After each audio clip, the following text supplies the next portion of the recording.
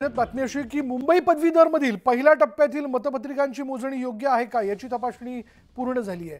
साधारण 67,644 मतपत्रिका आढळलेल्या आहेत, त्या वैध की अवैध याची तपासणी सुरू आहे।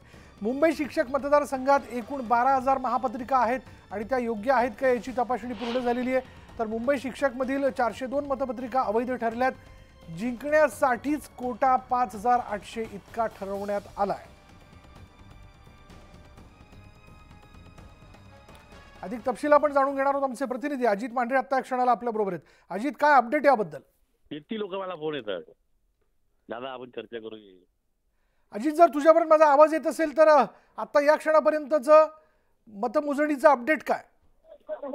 विशाल, मुंबई पदवीधर आणि मुंबई शिक्षक या दोन मतदारसंघातील मतपत्रिका ज्या आहेत त्या किती वैध आहेत याची आकडेवारी जी आहे ती समोर आलेली आहे।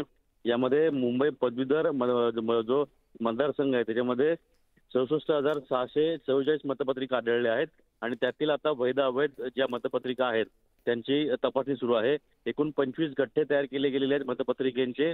वैध अवैध मतं जी आहेत ती बाजूला केल्यानंतर त्यातून मग एक कोटा ठरवला जाईल। तर दुसरीकडे मुंबई शिक्षक मतदारसंघाचे जे आहेत ते फक्त 12,000 मतदान तिथे झालं होतं।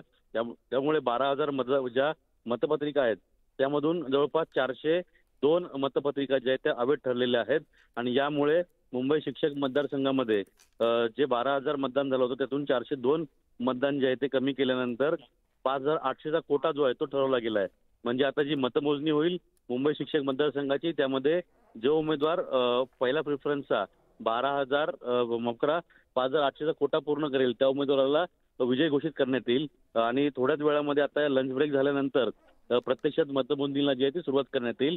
त्यामुळे मुंबई शिक्षक मतदार जो संघ आहे त्या संघाचा निकाल साधारणपणे 3 ते 4 दरम्यान येण्याची शक्यता आहे। धन्यवाद अजित या सगळ्या तपशिलाबद्दल।